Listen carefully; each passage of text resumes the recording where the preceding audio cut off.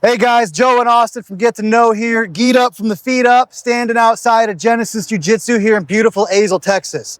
Today we're getting to hang out with Karen Baines, the owner of Genesis Jiu-Jitsu, a local establishment here, been around a long time, a lot of killers coming out of this place. We're gonna tour the gym, she's gonna show us a technique or two, and then we're gonna get to know her a little bit here. So let's do this thing, man. Absolutely. All right, guys, here we are with Karen Baines.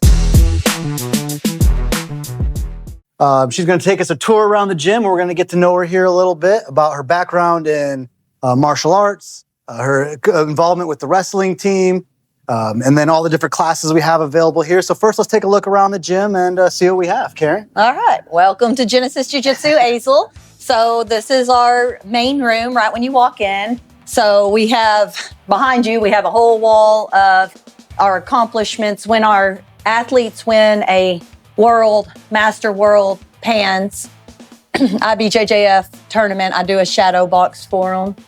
And Carrie Summers is my first homegrown black belt. She's done a lot of competitions over the years. So I've showcased this shadow box for her. She went undefeated at purple belt, had to work really hard to get her ranking to reflect she was #1 purple belt. So I wanted to just kind of showcase her in a shadow box. And then years of dating back to probably 2013 trophies. My son was a really high profile kid athlete whenever he was young. There's some pictures here on the wall. Like that's him in the corner with Andrew Tackett. So if you are in the know of who's who in jiu-jitsu, the Tacketts are the biggest name right now in jiu-jitsu. And my son used to compete against Andrew all the time, and they were buddies. And that picture of you finishing that arm lock right there, what was that from? That was a Submission Hunter Pro, or no, Fight to Win, sorry. Fight to Win Pro against Leslie Gardner. And that was actually one tournament that I visualized before, like how I wanted the match to go. And it went pretty much how I wanted it to go. You didn't pull a Gordon Ryan and put an envelope, what submission you're Oh, no. I didn't go that far. All right. I'm not that confident. All right, fair enough. And then there's my son, and he's, Kelly Rundle is the ref, one of the old names in jiu-jitsu, and he's going against a kid named Jacob Nakamura in the painting. And then that is just a cool picture. Someone was like, you need to have that painted, and because it looks like I'm showcasing my abs. I'm really not. If you went back and watched the video, you'd go like, that's it. Because I'm just fixing my gi. It was so fast. The image was way more epic than the situation. Oh, absolutely. And the photographer just happened to catch it at the right moment. That's funny. And then that's my daughter, and she's second-time state wrestling champion at the high school and on the #1 team in the state right now for Azle. Yeah. And that's just a really cool picture. And then, one of our team pictures. I would like to eventually print out our team photos over the years of how we've grown. And we've been in business for 12 years. Very cool. So that's a good project. That would be good. Yeah, that's on my list to do. And Karen mentions her daughter being in the wrestling team. She's often in the local newspaper. She's been killing it for years now. So she's really establishing herself as a very dominant wrestler here. And then something else I think Karen really deserves a lot of credit for here in the jiu-jitsu community is growing and building upon a women's program. So if you come on over here, you can see a women's class schedule. So if you're a woman here in the Fort Worth area, Azle area, and you're interested in getting into jiu-jitsu with a great crowd, Carrie and Mindy, both app students of Karen's, run a fantastic women's program. So you should definitely consider it if you're a woman interested in getting into martial arts here. What's funny, I was talking to Mindy about that this morning because my youngest daughter was like, I want to get back into jiu-jitsu. Nice. I've got 2 ladies who will definitely help Yeah. you. Take you under your wing. Yeah, that would be a perfect class for them to start back in. Yeah. Or start with, because they've never done jiu-jitsu, right? Well, no, they did when they were younger. Yeah. And then if you check out over here, you can see some of the highlights from some of the team here, some of the accomplishments. There's our buddy Brian getting his arm raised. Right here's Karen's daughter, Noah Kate, just killing it over here, just dominating gals. And this is my student Ellie Yell. So I have. Oh, she was the one that came in with Lee and I that one day. We had awesome. train with her too. Yeah. Yeah. So I have we took 5 girls to state at the Azle High School wrestling team, and 3 of those were Genesis Jiu-Jitsu girls. My daughter, Ellie, and then Sage started with me when she was 5 years old. Oh, wow. And so she got 3rd in state, and Ellie and Noah won state this year. And check it out. Our boy Eli here is always looking for more private lessons. If you're looking for private lessons, Eli's a killer. Definitely check him out. Bonus, look at this. look at this right here, right? He told me to shamelessly make plugs in, so he's like gonna. These are my books, all right? They're available at the gym. Bonus. So take that. Oh my God. All right, now let's check out the main training room here. Did you want to peek into our locker rooms or anything Yeah, we could- before? Are we allowed to? Yes. Okay, well, funny story, because every time I go to a gym, like just throughout the years of, I say growing up in jiu-jitsu, I was a grown woman, but Yeah. whenever I was a baby jiu-jitsu practitioner, I'd go into a gym and I'm like, where's the ladies' locker room? And they're like, oh yeah, right there, open up. It was like a storage closet. And so I'm like, okay, this is the ladies' locker room, all right. So all the guys like to joke because the men's locker room is the storage closet. We're second-class citizens here. But hey, I give y'all a nice bench. You share it with all of the grappling dummies. Yeah, so we're not lonely in here.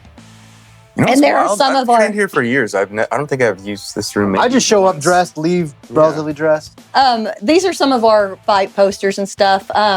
Fight to Win Pro. I was on Fight to Win Pro number 7.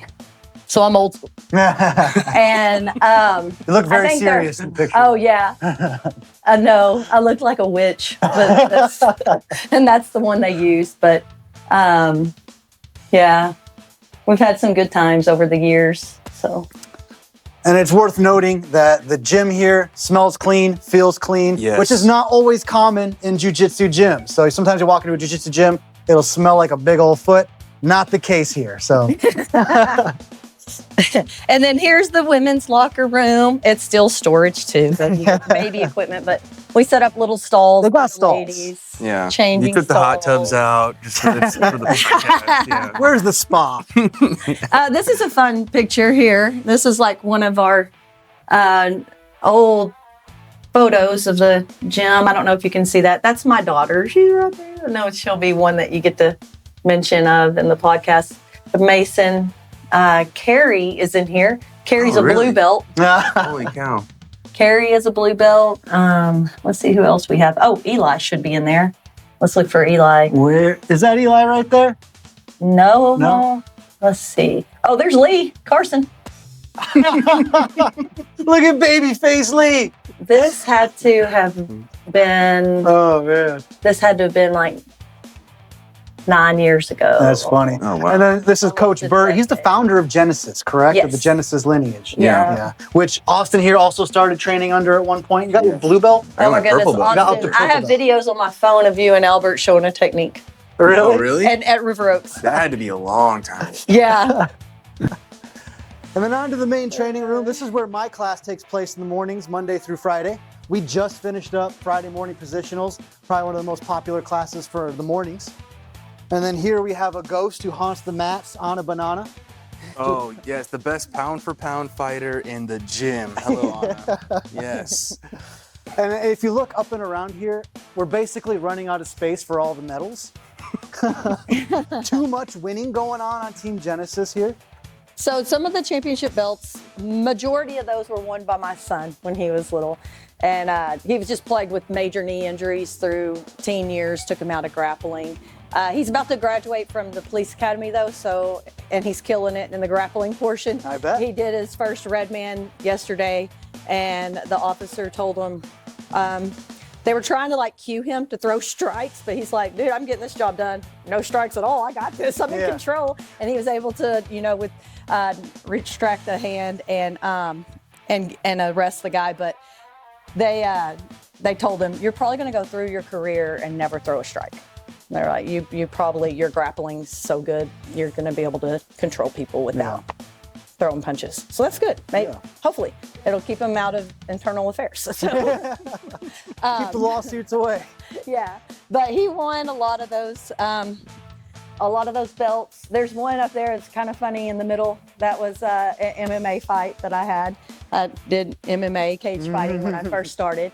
So I won that belt, and we've won like team belts. Oh, my last Submission Hunter Pro was for a title. So I won a title belt in grappling. So check that box. Like I said, a lot of winning on Team Genesis here. Should we check out the other building? Oh, yes, Yeah. absolutely. Yeah. So a wrestling program some months ago moved out of this second building here, which allows for more jiu-jitsu space. So let's go check it out. So now you're doing, this is mostly adults classes now, right? Yeah, so this allows us to offer adult classes same time as kids to get everyone out of the gym a little sooner in the evening, because 9 o'clock at night, 9:30 is late. So we are ending all of our classes pretty much at 7:30. 8 o'clock is the latest that you'll find us up here in the evening. And we're able to offer beginner classes as early as 5 o'clock, and along with the women's only classes throughout the week. We just started hanging medals. I had some of my students that have been with me for a long time. The Villegas family is the last row up there at the top. And then the Klimkes brought in their medals. So I'm like, that's Villegas row, Klimke row. This is Mindy Carlson. She's already started her little row. And so building 2 is well on its way to running out of space for medals and belts and stuff. So all right, that's what I'd like to see.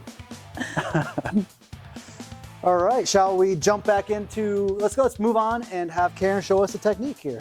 Absolutely. All right.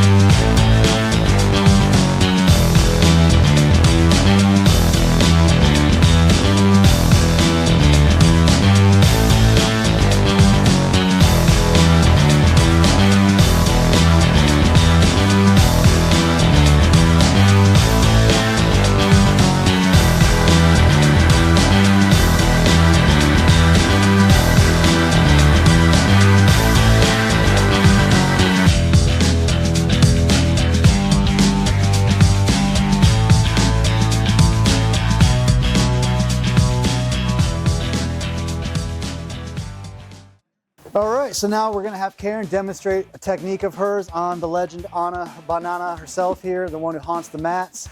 So let's see what Karen's got for us. Okay, so I used this technique in my last pro fight, the Submission Hunter Pro. It was a title fight, so it was 10 minutes submission only. If there wasn't a submission, it went into 4-minute overtime. So we went into overtime, but I was like, no, I still want to finish this. I'm exhausted. So I was still hunting the submission. So I love lapel guard. So if I know I want to play lapel guard, whenever we start, I'll untuck the lapel. Okay. So from here, I'll just keep a loose grip on the lapel. And when I pull, I'll pull quickly. I swing my leg and I like do a lasso on this lapel. Now I'm set up. I can either go to worm. I can start setting up a worm guard, or I can do a squid. I was going for the squid guard, but actually she gave me an opportunity to hit the triangle. She was trying to, before I could even get this set up, she was already trying to press on my knee, and I was able to shoot up my triangle. But from here, what I would do, say they're not going to give me that, then I need to switch to squid. So I'm passing it off and I bring it over here to this leg. Now from here, sometimes they will push on your leg. So I'm gonna grab her sleeve, kick out, swing in, and come into spider. So from here, I'm gonna actually use my spider to step up. So I push down to lift my hips up, and then I bite, and climb up. Boom, for my triangle. From here, I'm going to reel it in, grab the shin, and turn the corner and lock it in. I've heard you say that so many times teaching the kids. That's my triangle jingle for the kids. Yeah, I'm having a hard time not to ask questions right now. I know. Don't ask questions. Just shut up. Just shut up. Yeah, so the triangle, reel it in, grab the shin, turn the corner, lock it in. There's so many little fine details in setting up a triangle, so if you can just get the bulk of it and a little riddle for the kids and the adults. All the parents that have children in the program have great triangles because they say We're the good. jiu-jitsu. All right, guys. class. So let's sit down, chat, and get to know Karen a little bit here. We're going to get to know about her background, her experience, the gym itself, and take it from there. Austin, Yeah. how you want to kick it off, homie? I just want to acknowledge that we have coffee on the mat, which is weird for me. Verboten. Yeah, it I know, is. right? It feels like we're breaking the law a little bit. I don't know. This is a first for me. But I want to know what got you into combat sports, and then because I remember I was a blue belt when you were a blue belt. Yeah. We were at River Oaks. Yes. I remember seeing you in there, and you were getting into the fighting thing. And obviously, we got the belts, and we just walked through your title fight there. And like, what attracted you to the combat sports? So whenever I was little, I did karate. I did a little kickboxing. So I was always into. Well, I just love sports. Yeah. So like in high school, I did 6 sports. Wow. I had 2 sports going every season.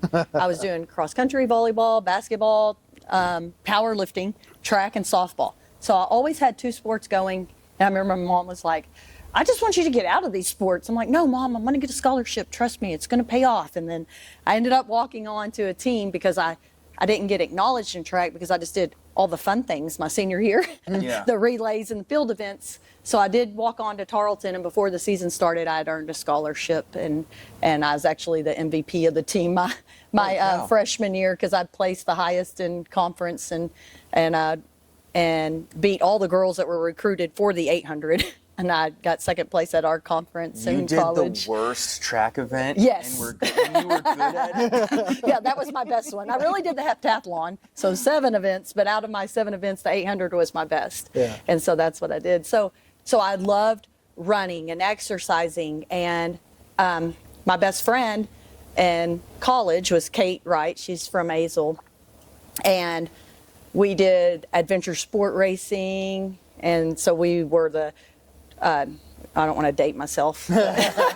We were like adventure sports state champions. So we did Okay. a whole series in the state and went around and did like, it's running, biking, kayaking with mystery events. Wow. And you don't know the order. It's so funny you mentioned that. One of my best friends reached out to me last year. He's like, hey, man, have you heard of adventure racing? I was like, no. It's so much fun. I just started looking into it. It's like you got to navigate to certain Yes. spots. Wow. It's like some of them, I think the one he sent me was, it's like 24 hours or 36 hours. And it's Oh, nonstop. that is There's no okay. We sleeping. did the sprints. Wow. Okay. You're talking about the hardcore one. We did a sprint, which is you're going to run 3 to 4 miles, bike 7 to 9 miles, kayak 30 to 45 minutes with mystery events. So it would take like an hour and a half to 2 hours to finish ours. So we did the sprint series. That's still awesome. Like, Yeah. you're the only other person I've ever met that knew what adventure racing was. Because I'll mention it to some folks and we're like, why the hell are you going to do that? Yeah, and Sounds then awful. You have to stay within so many feet of your partner. So you're only as fast as the slowest person on your team. Oh, So okay. All right. dang. That so could you be- had to stay together the whole time, and then they did a riddle, and we were way ahead, and then I couldn't solve the freaking riddle. It was solve the riddle or solve a 3-number combination lock, and we solved the lock before we could solve the riddle. just brute force code lock right And then there. people started catching up with us, and so that was stressful. But we ended up solving it and getting back in the lead. But that was Oh, that's awesome. So, is there like an element of thrill seeking that you've always enjoyed? oh, absolutely. Okay. I'm seeing Yeah. a common thread here. Yes. So yeah, the more adrenaline, the more I would want to do it. And so I was doing a lot of running, and I'd go and run by myself. Well, my son, when he was little, from the time he could walk, all he wanted to do was wrestle. Yeah. And he was gifted. He's gifted. He's a natural. And it was like, let's go fight on the bed. Let's go. And so I'd go and play and fight. And I was like, man, I got to channel this. So we got him into karate. And then I was like, man, this just isn't it. I want to, and he was feeling like he wanted something more. He just wanted to go and spar. And so Yeah. then we took him to Travis Luter, and Oh, yeah. and he started doing jiu-jitsu. So he was doing jiu-jitsu, and then I was like, man, if he's doing jiu-jitsu and I'm here all the time and I'm running by myself, I think I need it for self-defense. Oh, okay. So I actually started jiu-jitsu for self-defense. Oh. Because I used to have this fear, like, oh my gosh, what if somebody attacks me when I'm running? And then I would think, okay, I'm going to have a game plan. I'm going to run. Okay, there's the house right there. I can just run to that house. And then I'm like, well, then what if it's the attacker's house? You know, that's what What if there's more attackers in the attacker's house? And he's like, it's all going perfectly to plan. So that's like my fear. So I was like, okay, I got to do something to defend myself. So I started doing jiu-jitsu, and then, I mean, it was like 6 weeks in, and I was like, I want to do a competition. Wow. Okay. Yeah. So I did my first tournament after training for 6 weeks. It was really ugly. I did win, but we both had black eyes because we were shooting in at the same time and headbutted each other. I'm pretty sure I had a concussion because it was the worst headache I'd ever had. Rung your bell pretty good, huh? And I go back and watch, and I can't watch. I'm like, that is so ugly. Just cringe. That is the worst jiu-jitsu, but That's We've that. all been there. That's that thrill seeker side of yourself speaking up, though. 6 weeks into training, you're like, you know what? This isn't yeah. enough. I want to go. Okay, I see. I'm seeing the pattern here a little bit. All right. yeah. But then we started getting into MMA, and so then we paired up with Johnny Bedford, who was in the Ultimate Fighter at the time. Brutal Bedford. He wore his little headband that said brutal. So, and that was so much fun being with his team. He's very expressive guy and just fun to be around. And so my son was doing MMA with him, and I was like, of course, I think I want to do MMA. And so I was a blue belt, and I took 3 cage fights in the year. Wow. Okay, mind you, God. I am 35 years old doing this. Yeah. Yeah. So I took 3 cage fights in the year, and really for females then, there wasn't a big difference in amateur and pro other than you get paid and you don't, you know, because the female MMA was just kind of starting. Definitely not what it is And- now. Not a deep No. bench at all to pull No. talent out of. Yeah, so I did finish all my opponents and got amateur fighter of the year. And Wow. yeah, and I actually made a national poll for women's MMA, but then they were like, okay, you're about to turn 36, you got to have EKG, MRIs, and I'm like, oh, I think I'm too old. That's not exciting. I'm like, I'm just going to go do just jiu-jitsu. Yeah. Well, I mean, I'd already done cage fighting, so, I mean, they're not punching me in the face, so what do? I go and sign up for the biggest jiu-jitsu competition I could find, Adult Worlds, Oh. at Blue Belt. Yeah, there's that thrill seeker pattern showing up And again. so, and I had 30 women in my bracket, and I made the podium. I got 3rd place. Wow. Hell yeah. Yeah, and I'm 35 years old. And And you're then- blue belt. So how many In years blue belt. were you training in jiu-jitsu? Oh, like 2? 2. Yeah. And you 2 got your years blue in. belt from Luter? No, from Johnny Bedford. From Johnny We had Bedford. already switched, and Okay. so I got my blue belt from Johnny Bedford. While training MMA, we used to go to Genesis for our jiu-jitsu because they had the best jiu-jitsu in Yeah. town. And then Johnny Hendricks was there. Yeah. Team Takedown was Takedown all was always coming at River They'd Oaks. come in there and beat the hell. Yeah, out of and us. we had a true Tuesday, Thursday was throwdown pro grappling. Remember that? And Nice. so Yeah. that's where I always went to Genesis for my jiu-jitsu. And I'm like, well, if I'm going to strictly do jiu-jitsu, and even at blue belt at that time, once I knew I was going to make that transition, I'd already switched to Genesis. So my blue belt bronze medal was under Genesis. Okay, very cool. Or Fight Sports. But yeah, and then I mean, I guess I can just get into how I got started in not only jiu-jitsu, but owning a gym. Yeah. that's kind of the next- I know it's pretty rapid, wasn't it? Yeah. It was like you started a gym, and I think that's when I got stationed elsewhere. I think I ended up moving at that time. Yeah. But yeah, when I came back here, like, oh yeah, Karen's gym is in Azle. I was like, really?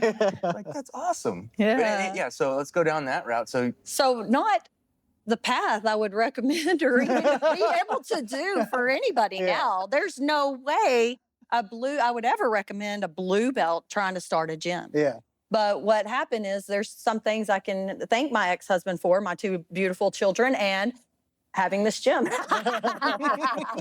And for those of you watching who are not familiar with jiu-jitsu, extremely uncommon for a blue belt to open a gym. Extremely uncommon. Yeah. there's some places that don't even want blue belts coaching. Yes. Oh yeah, absolutely. Yeah. It was ludicrous. But what happened was, my ex-husband had made an investment with Johnny under Fitness Fight Factory. And then he really started studying the business model. And he's like, okay, really, there's not any money in a gym. Yeah. He's like, I'm never going to get my money back. I'm going to have to open a gym. So we opened Fitness Fight Factory. Yeah. And he had this impression like Johnny Bedford was going to come out to Azle. And Johnny's like, dude, this isn't my vision. This is yours. Yeah. I don't want to go out to Azle. And so, but amongst all of that, we acquired Montana Stewart.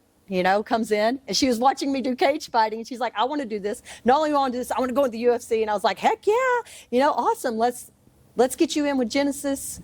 There she met Mark. Oh, so met her you husband. brought in Montana? Yeah, That's how she she got came to affiliated me. with- Yeah. okay, that's And then, and I was like, no, you need to go Team Takedown, Genesis. So she went, met Mark, and they have been like a pair ever since. And they're Yeah. so cute. They were like 19 and 20 years old, like right around there. Yeah. And Are they still the only married couple that started? yeah, UFC they were the careers? only married couple in the UFC. Yeah.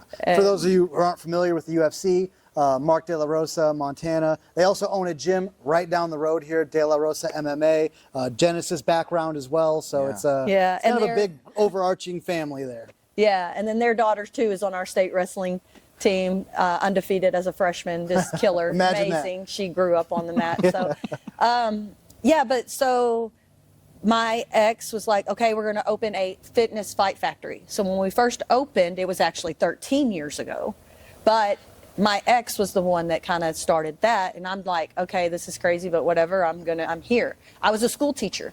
So I had a natural knack for teaching children. Yeah. So I had a children's following, and my ex, within a year, was like, okay, there's no money in this either.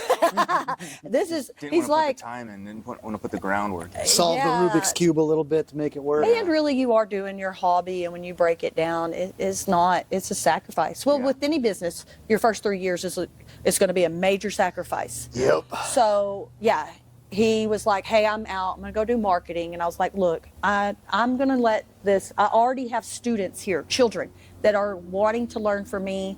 It's either I teach these kids or I go back to the classroom. So I went to Albert and I said, Bert, can I affiliate under you? So I opened as a sole proprietor, Genesis Azle.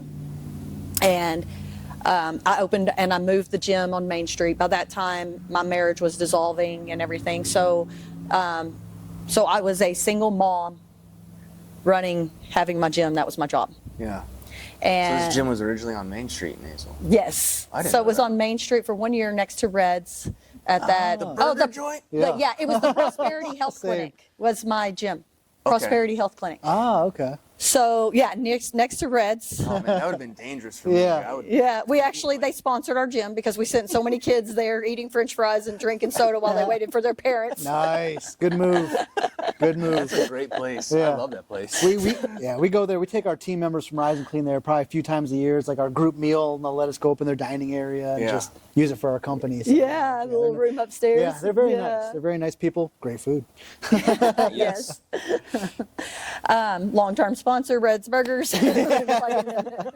Red, shout out. We got you. Yeah. Now I want Red. Burger after this. I know, right? But then from there, I ended up at the GEM.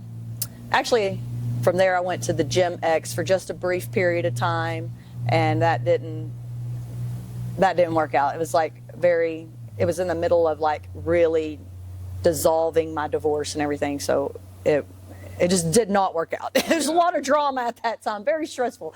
But anyway, I went from there to GEM in between Azle and Springtown, and I was in the gymnasium, no heat, no air, in a gym for 2.5 years. So, but in our gym kind of plateaued. We had a little bit of growth, but then I moved to next to Champion by Subway on 730 North. Mm-hmm. And that's when I really had my growth really picked up, and we were there for like 3 years.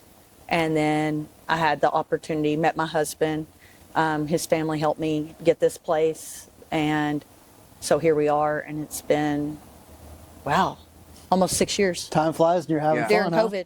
Oh, you did this during COVID? Yes, it was scary. I signed off on buying the property on a Friday. COVID hit. All businesses shut down Tuesday. Wow. So then you I'm were- like, oh my gosh, I have a mortgage, and and everybody's putting their accounts on hold, and I'm just like trying to do Zoom classes with grappling dummies, teaching the kids how to make a grappling dummy, and just to hold on to members, and trying to make it work. But I had several that are just really faithful, and were like, hey, when all this passes, we still want you to be here. We're going to keep our membership going. So That's what I that did for my gym. Yeah. But I mean, the gym that I was with during COVID, I mean, they were doing underground fight club. It was like coming through the back door, go through the basement kind of stuff. Like, don't let anybody see you. Well, we weren't closed long, but it was we were closed long enough to get this place set up. Yeah. So we were open because who's going to come by and, well, I don't want to put that out there too much. Who's going to come by? We're not incorporated. Strike that from the record. So you weren't here for too long before I showed up then, huh? I guess I didn't realize that. Yeah. At this location, did we get you at this location? Yeah. Okay. Yeah. When we first started Because I feel like I've had you with me the whole time since I've been here. No, yeah, you were here. You were just about to get married. Yeah. Like right when I first showed up here. And we were talking, and you were like, I have this going on, this going on this week, and I'm getting married this week. I'm like, whoa, okay. Wow, you have a lot going on here. Because I came here as a blue belt after I came back from an injury. I took almost 2 years off there. So, okay. And so, like, what tips would you say you would have for someone interested in opening a martial arts or a jiu-jitsu gym? You are making you're doing a business out of your hobby. So you're a hobbyist. You need to accept that. Mm-hmm. And I will say 12 years of business, and my whole goal was I need to make as much as I would teaching school. And I can honestly say I would have made more teaching school. Really? Yes. So I would have a teacher retirement. I would have benefits. Oh, there were years as a single mom I went without insurance. Yeah. And I made a lot of sacrifices. I had to live with my dad. I had to, there's no way I could afford really 2 mortgages or rent and a mortgage or, Of course. Yeah. So there were a lot of sacrifices. My husband is a big game changer in my life. His family helped me get this gym. I have a home because of him. The gym pays for itself. Yeah. So what I make, it pays for the gym, it pays for salaries. And as my gym has grown, I've increased coaching opportunities. Yeah. So my pay personally hasn't increased much at all. Yeah. Because as the gym grows, I'm like, I want to share it. I want to share it with the members. Yeah. I want to keep my people here, and I want to give them opportunities. So even last week, I told my husband, I'm like, I'm sorry, I've chosen a service. I'm like, There's a love I'm for like, it. yes, it's like not much different than social work, It's Yeah. like you're doing it to give back to a community. Mm-hmm. And that when I see what it does for my students, for the community, that's why I do it. Yeah. But I think a lot of people have a misconception. Oh my goodness, look how many members. Let me do some quick math. Oh, she's banking. No, my taxes are gone up. I have, ownership of a property. There's property taxes. There's the insurance. And then of course the employees. Like almost every weekend I drive through here, like you and Scott are out here. Yes. Doing something. Yeah. Yes. His truck's got lumber in it. You guys are doing something. And it's constantly the cost of ownership, the upkeep, the maintenance. Yeah.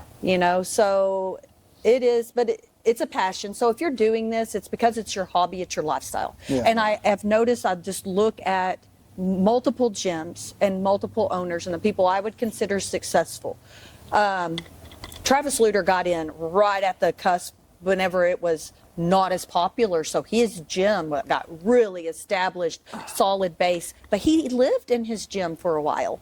Yeah. Do you remember that when he had his place in Arlington? So he had, which is so smart to be able to have one mortgage, one rent, and he opened a second location, but it's him. He had a lot of notoriety too from the US. Yes. I was about to bring that up as And well. he had I was in Japan when he did the Anderson Silva fight. Yes. And I remember I came back and his gym was like 30 minutes away. I'm like, I'm going to that guy's gym. Yeah. If it wasn't so Oh, that's far, what we did. Yeah. My son, like, we want to go train with Travis Luter. Yeah, You know? That's where I met Bert and Tony. And then I found out Yes. those guys had a gym closer to base. I was like, this just makes sense. Yeah. Yeah. 6 minutes off the base, I can go over lunch.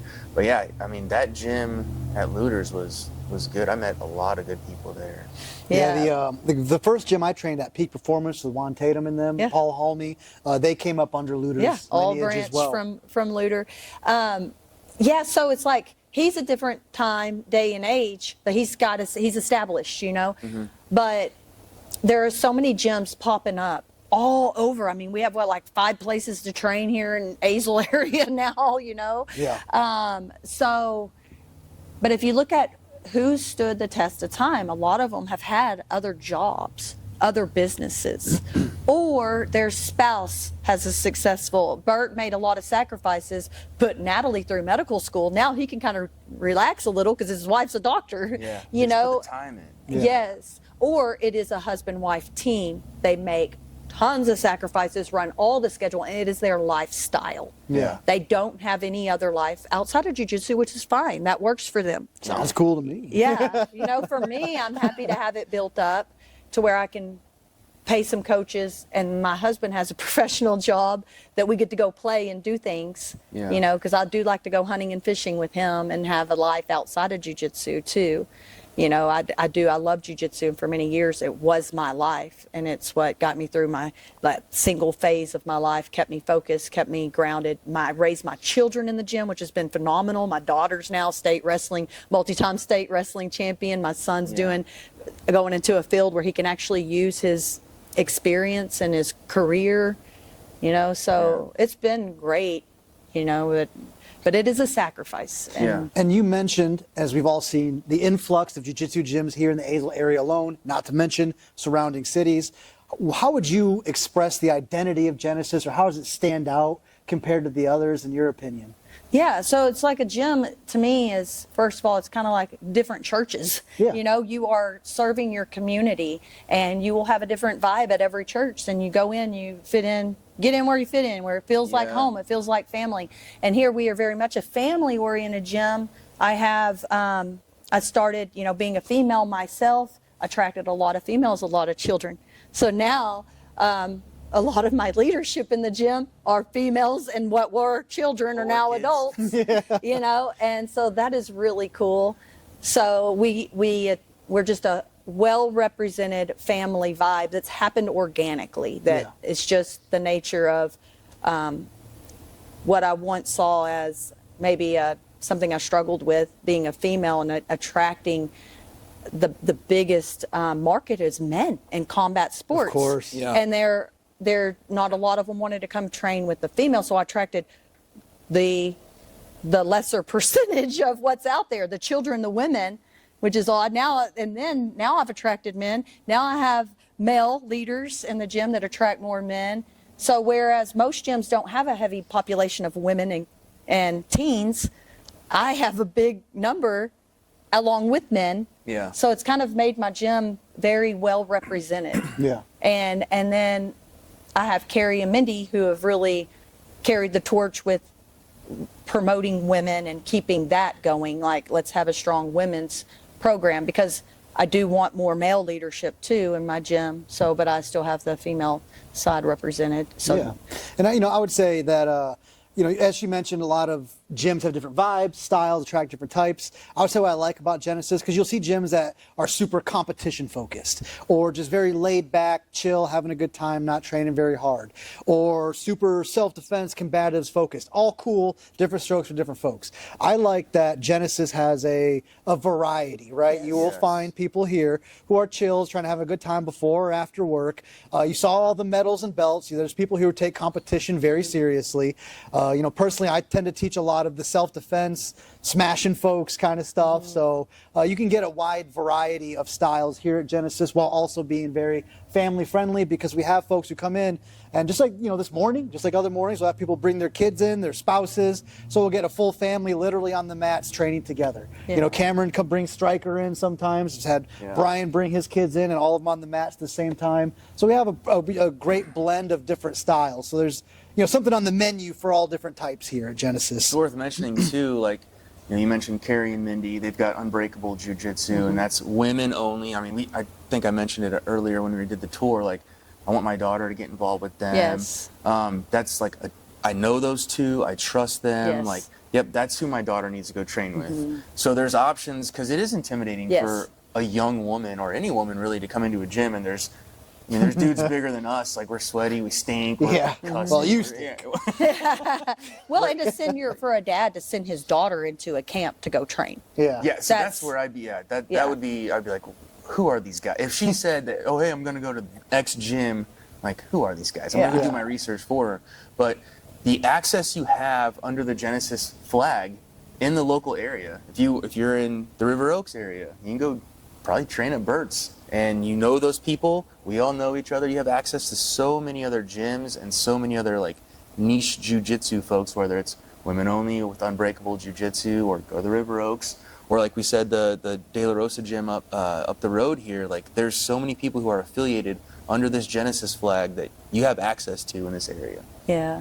And Carrie and Mindy go to Burleson, they go to River Oaks. Yeah, they go everywhere. So, they're everywhere. So then, because as a dad, I'm sure it's so stressful. Your daughters are absolutely beautiful. So to be like, oh my gosh, I'm going to go train with these men, that would stress me out so much. So to know, like, okay, I can at least take that worry off of the plate, that at least they're with women. And so you don't have that dynamic. And I know they're quality instructors. Like, I've been coached by Carrie. I've trained with Mindy. Like, I know they're quality martial artists. So it's like, yes, I want you to. If you're going to, go with them. They're gonna steer you the right way. Yeah, and they absolutely. are from here. Yeah. I remember when I first started, it was such a sacrifice. I wasn't making, the money that I even would teaching school.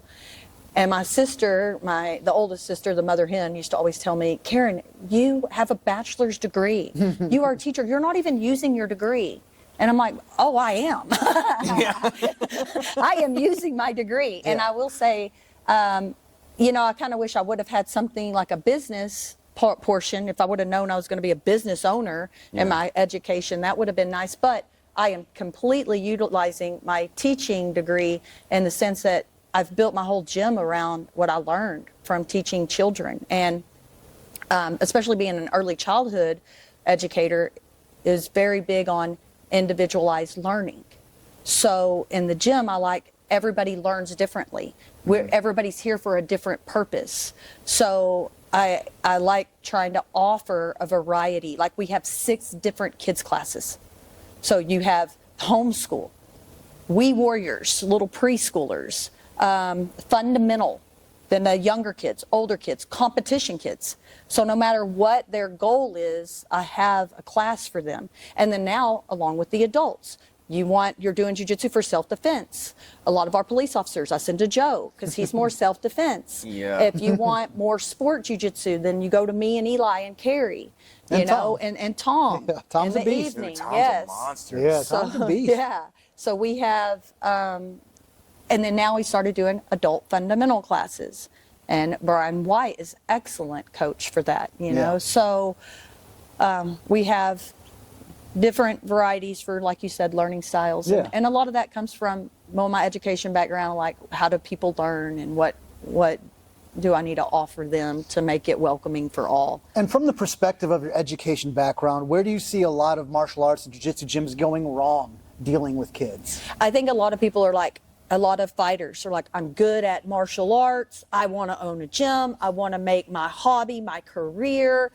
Oh, crap. I got to coach these kids. Man, this is where the money's at. It's a kids program. Okay, I got to do this.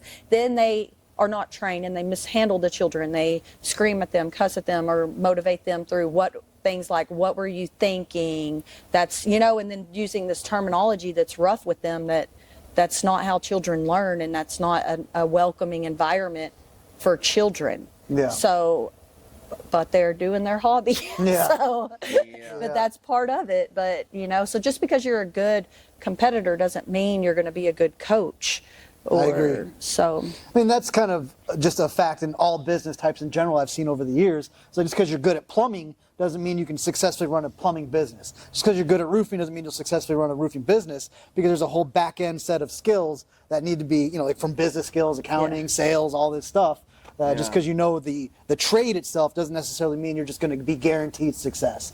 I think a lot of martial artist gyms kind of make that same mistake as well. Yes, and you don't get to do your hobby as much. You don't get to go and compete. Now I'm like, whenever I was heavy in competing and I was single and it was my life, I went to pro fights. This is why I'm sorry. I don't have a lot of sympathy for my students when they go, Coach, I signed up for this tournament. There's no one going to be there. I try. If somebody attacks you, I'm not going to be there. Yeah. Go defend yourself, Yeah. So I went and did pro fights in another state in the girls' hometown, walked out on the stage with no corner, no coach. And the photographer, Mike Columbus, is like, where's your corner? I'm like, oh, I don't have one. He's like, I got you. The photographer ended up being my corner, and I didn't care. I went and I'm on a flow grappling televised fight by alone. Yeah. Dang. That's awesome. That is awesome. So it's awesome. That's beast right there. So I'm like, and a lot of that was the dynamics of being a female. Yeah. Who am I I'm going to pay a coach. I have to pay for their travel. And then where are they going to stay? Yeah. Then they have to stay in the room with me. I don't want to do that, So it's like, I just do it by myself. Yeah. So that was a lot of truly pioneering as a woman in this martial art that's a male dominant sport. Yeah. So, but so what was the original question? That's all right. That's a good answer. I chase a lot of squirrels. Yeah, no worries. So what's sorry, Joe. No, go ahead. But on the business aspect, because we were on it, what is the hardest thing you guys had to, you and your husband had to deal with on the business front? That's exactly where I was going, is whenever I was doing those pro fights and stuff, I was alone and I didn't have to worry about students. But then once I started doing world tournaments and I was competing and so were my students, because before I would go compete, I'd go get in the zone. You didn't exist. Nobody else existed. My children were taken care of. That was my escape, my time. And then all of a sudden I find that I'm traveling with 10 other people. And I'm responsible for them to coach them. That splits the focus It's a good problem to have, but Yes. still a problem, Yes. especially from a competitor. I agree. And then I'd go out and I'd compete and I'd be, lose by an advantage. And I'm like, man, it's because I just didn't have that extra edge to be self-centered and focused on myself. You have to be selfish to be an MMA fighter, to be a jiu-jitsu practitioner at the highest levels. Yeah. You got to go into the mat room and be like, I'm focused on my training. What is this person going to give for me? Because I've got to advance my skills. So, and as a coach, you can't be like that. You've got to go in and be like, what do my students need?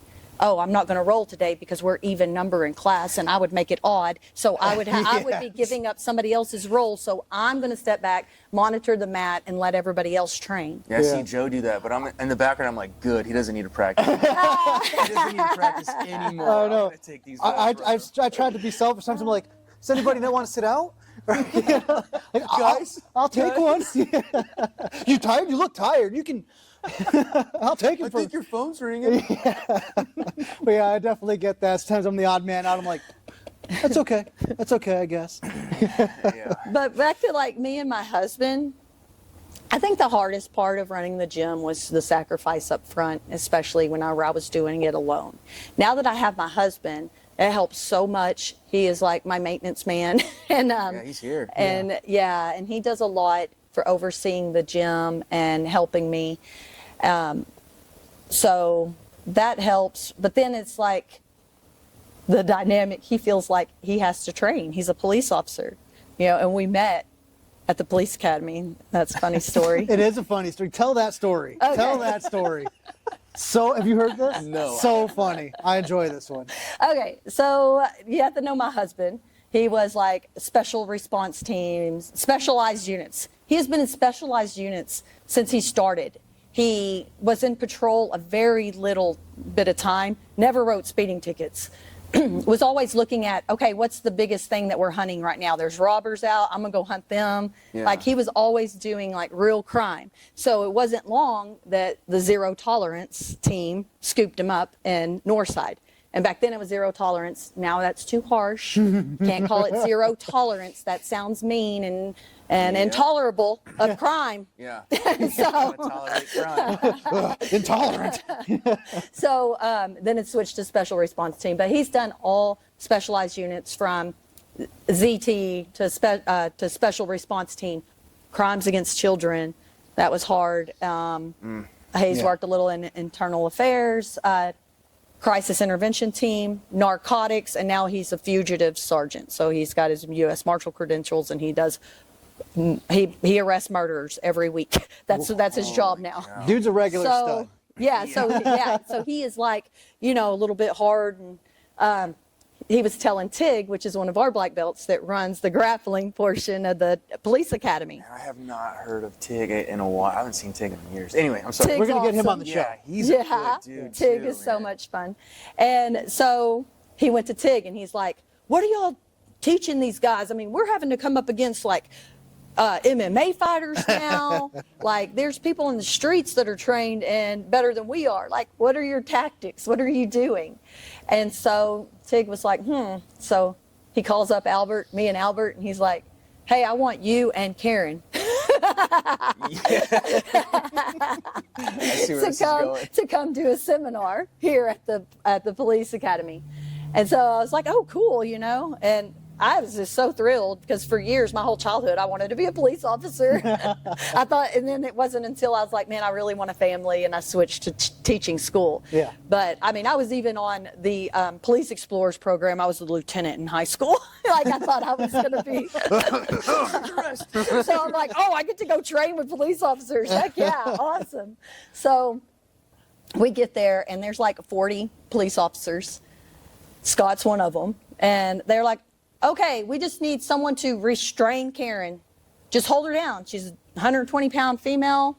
And none of the guys were wanting to volunteer for that. So Scott's buddies like pushed him out, and they're like, oh, Baines, great, you volunteered. Well, he had done some wrestling in high school. So he and his identical twin brother were Oklahoma wrestling state champions. One of them. Whichever one it was. He probably walked in thinking, I got this. Yeah. But so he's like, okay, I guess I'll take her down. So he like locks up on my head, and I'm like, boom, my club hits, and he's like, oh crap, like, Oh, it's on. like this girl's got grips, like. So anyway, I could feel he was setting up his takedown, so I knew he was going to take me down. So I just accepted the takedown, but instantly had the underhook, slipped around, got his back, and choked him. He like didn't want to tap. They like made him stop. Yeah. Oh my. Now, I've heard this story from Scott's perspective, and he was like, I did not want to tap to a small woman. Night. But then he said it made him feel better because they gave me the big, tall basketball player, and that took me a little bit, but I managed to triangle choke him. So he's like, well, that made me feel better because I wasn't the only one. You got the big, tall, athletic guy too. Well, she's beating up big cops. Whooped by you, and I think there was a girl named Erica at the gym a while back. Yeah, I was Erica Barnes. Yeah. Wow, dude, just getting wrecked. Yeah. Getting wrecked. Yeah. That's an important step in a men's early jiu-jitsu journey there. Yeah. Is getting beat by small guys, women, and then realizing like, okay, I really need this. Yeah, that is funny. So you choked your husband the first time you met him. Yeah. And then he never forgot me. Yeah.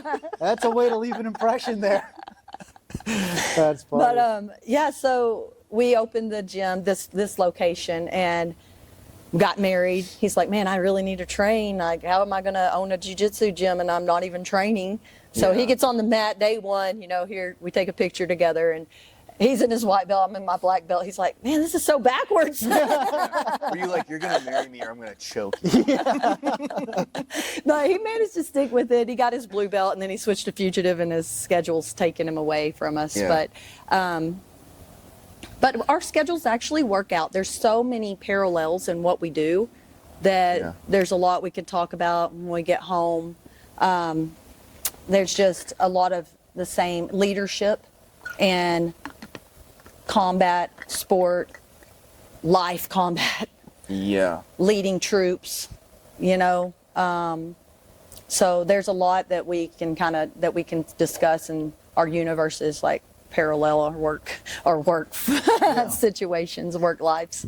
So that's kind of fun. Yeah. And you know, a jiu-jitsu rant I've been known to go on is about the importance of law enforcement in particular getting into jiu-jitsu, martial arts, etc. What are your thoughts or take on that? So I totally love that idea, and there's actually a program, Adopt a Cop, that came out, and they would sponsor police officers until they got their blue belt in an academy. Really? So I was like, awesome. So I signed up for it, and then they were like, hey, we're out of funds. It was a popular program, and they were like, we just don't have the funding. Well, what I would have received, a small portion to the gym, I was like, you know what? I'm going to offer that for law enforcement officers as their tuition. So we have a whole LEO program that is highly affordable for police officers, because it's so important. And not only do we sponsor you with that price until you get your blue belt, but lifetime. Like, that's your rate. I did not know that. That's amazing. Yeah, so we offer our LEOs a heck of a deal. You have to talk to me. I don't want to say it. But yeah, since we're a law enforcement family, we really take care of our law enforcement officers, and we have a lot of them here. So there are a lot, especially in the morning. Yeah, we got a new one coming the other day who literally said that the law enforcement deal pulled him away from another gym because the savings were just so undeniable that it's worth him making a little bit more of a drive to come over here and train. I can't wait to be pulled over by one of them. And they recognize me. I'm like, hey, here's your ticket. Oh, you're going to give me a ticket? I'll see you tomorrow morning. But yeah, it's definitely, you know, I find it very important to be able to train law enforcement in particular. And, you know, I'll alternate between like self-defense oriented and combative or sport oriented stuff. And I always go and talk to the cops specifically and be like, hey, here's what you should do in this case. This might be a little different for you as well. Yeah. But that's definitely something that I appreciate and respect about this gym, is that it has a strong focus on supporting local law enforcement, which is, I think, pretty important.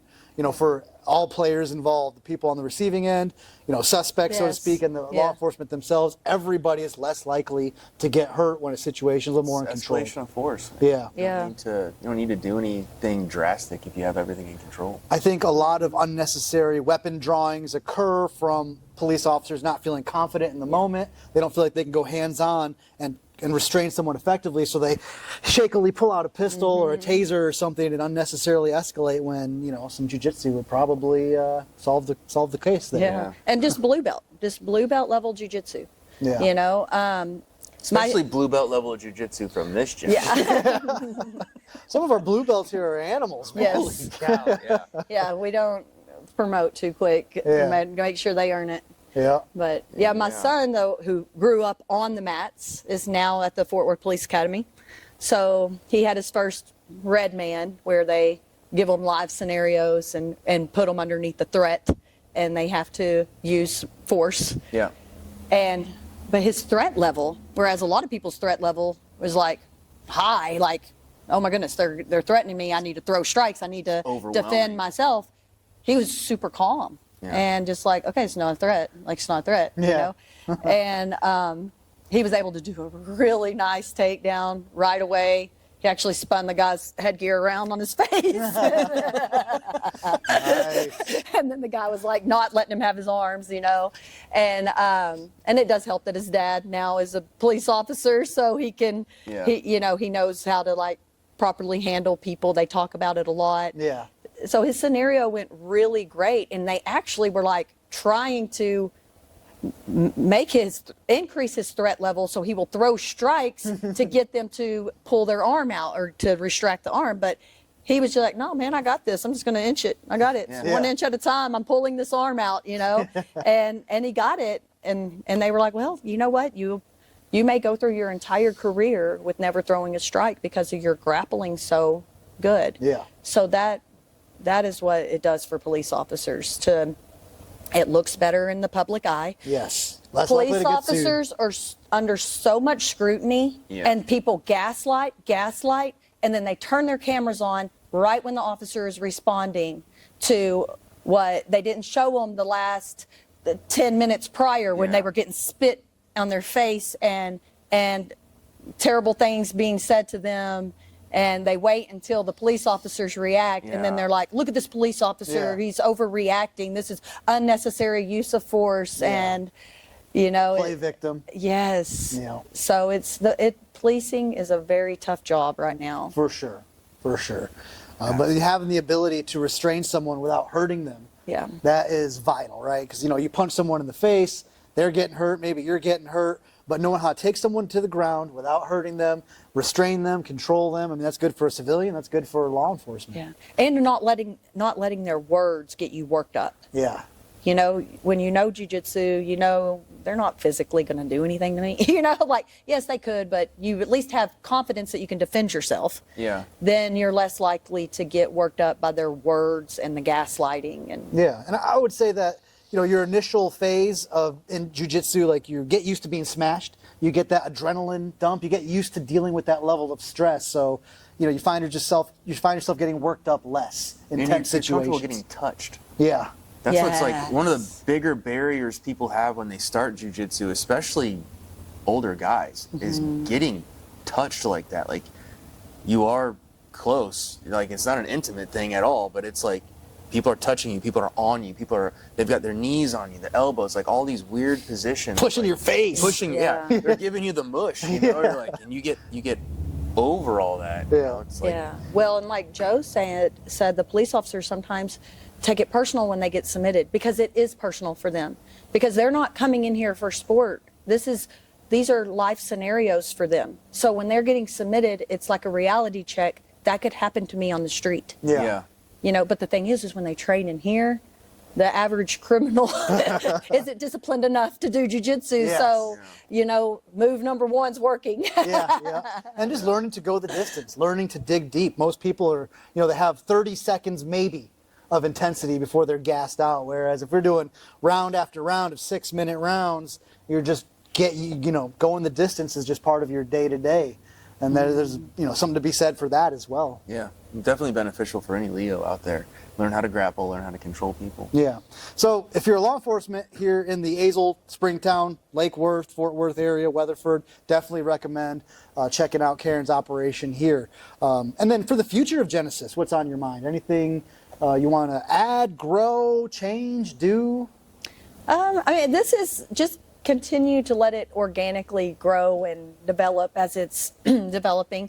Obviously, as we grow and our numbers increase, it does change over the years. I used to do an annual banquet. It's a lot of work, and it's I haven't done that in a while. The intimate things I kind of miss when we were small. Yeah. You can really put a lot into your competition team because it's small, even though we still put a whole lot into our competition team. I'm doing a private lesson today to prepare a student, but just the camp outs, which we need to do. I need to get something on the books to bond outside of the gym because I love doing that. And when you're small, you can have, hey, I'm having my entire team over at the house. It's fight night. UFC fights are on. That's so cool to be able to, if I opened up my house now, I'd be, you have to cater it. It would be tough, which that's awesome. That's a great thing. But with that, guess what's happened? Instead of doing a team thing, now we have groups forming to where we have men getting together during the week for men's Bible studies, which is so awesome. That fits right into the atmosphere. What I love to. I'm a Christian. I have no problem announcing that, and that's kind of what I've drawn is a Christian group, and it's so awesome to have a group of men on their own taking lead and going doing a men's Bible study. And that just warms my heart. I'm like, oh my gosh, our men are not only bonding, they're bonding in Christ, they're developing as a team and feeding themselves spiritually outside of the gym is so amazing. And then we have women's groups forming. Carrie and Mindy always do a great job of keeping the women connected. But the children, when I see them coming in, we had a party and so-and-so was at their party and they're all, you're finding different little groups connected. Of friends that it's lifetime friendships and it's happening on their own, which is way more powerful than me trying to force a group together. So that's really cool to see. And that's evolving in different ways too. Like I know there's this core group of us who are like small business owners who have connected through Genesis here, and we support each other or refer each other. Oh, or absolutely. talk small business. Yeah. You remember Doug from, he has the mobile mechanic business. He came out Gregory, to my, yep, he came out to my office recently to help me out with something there. Yes. Promoted his work. I don't know if you remember like Sam Mason a few years back. He was a wrestler, is training here. Yes. Yep. I helped him start his electrician business recently here. Oh, So awesome. I've been trying to feed him some work as well. So there's a small business side of the community evolving as well. The men's groups, the women's groups. I mean, that's how I met this guy and this show started here. Yeah. So it's it's definitely evolving and impacting the community in a lot of different positive ways. You see kids befriending each other and having sleepovers and birthday parties through the gym here as well. Yeah, it's not uncommon when I sign people. I'm like, so what do you do for a career? Because I'm like, can we barter and trade here? Can we? And, and I let people put their cards out. And I even had a mom spend like almost the whole class time taking her time going through every card. And she's like, I'm looking for lawn care. If you have a connection, they're already in the gym. Do these people belong to your gym? And I'm like, yes, because I don't let solicitors just come in and put their card out if they're not connected to our gym. So it's like, yes. Every one of the people on this counter in this little card stack belong to this gym. You say little card stack. It's not. Okay, yeah, It's not grown. it's not little anymore. Not a little card It has stack. grown a lot, actually. Yeah, so. and I mean, and it's moving too. I mean, I keep forgetting I got to refill mine because all my cards are gone from that. Oh, Like, how funny. Yeah. People taking all my cards out of that, so I got to refill that thing. Yeah. So I mean, there's a lot of benefit from just community, friendships, health. Learn to protect yourself, discipline yourself, push yourself in a lot of ways. So, a lot of ways that we can grow through the Genesis community here. Yeah. Anything else you want to bring up? Ask. No, not off the top of my head. I think we covered a lot. We covered a lot. We covered a lot. Karen, anything you want to shout out about the gym, the deals going on, camps, anything at all? Okay, yeah. So, like, where are our gyms going in the future? Obviously, I want to keep, catering to our law enforcement officers. I want to continue to grow our adult program. Carrie and Mindy are doing an excellent job leading our women. Upcoming events, we will have a park promotion coming up in April, and the public can come and view our park promotion. It's a lot of fun to get everybody together, and we plan our summer camps will be coming up. So we have kids summer camps, and then in August we take a trip to Vegas every August to compete in the Master World Tournament, and there's a competition for everyone, children, adults, and the old man jiu-jitsu levels. Yep, sounds about right. Yeah, for sure. All right, brother. They make you old young in the sport. You're a master at 30, so. Yeah, I always joke that jiu-jitsu practitioners age in dog years. Yes. 1 year feels like 7, man, on my joints at the very least. Yeah.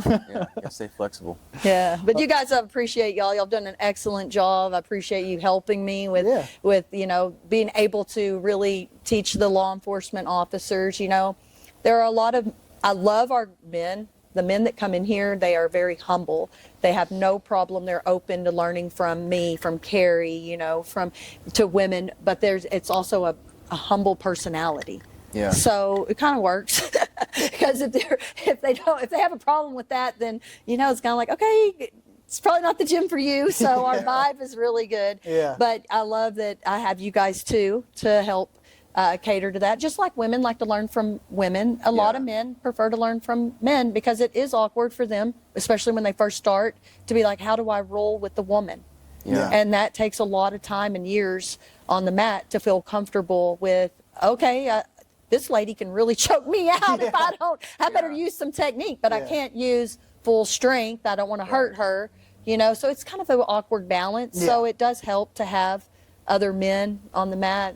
I'm enjoying seeing the shaping that we've had, especially with our blue belts. Like today, like 2 weeks ago, I've just had my eyes open. Like, man, things are just clicking with them now. You're seeing that progression past, he hit that one technique. Now you see them like they are manipulating the technique 3 steps, 5 steps ahead. Yeah. They might not realize it, but watching them, you're like, I know. Sometimes I'm just walking around watching them like, That's Joe has done such a good job because Thank you. I love that he does a series for like a month or Yeah. even sometimes 2, it goes bleeds Four, in. Yeah, so it really allows them to build the muscle memory. The problem that we have today is information overload. Our sport is getting diluted. There's too much technique. Yeah. And people are always wanting something new. We want something new. You haven't even mastered a hip bump sweep. Like, Yeah. let's back up. You're Yeah. not ready for the whole, flying triangle into an arm bar.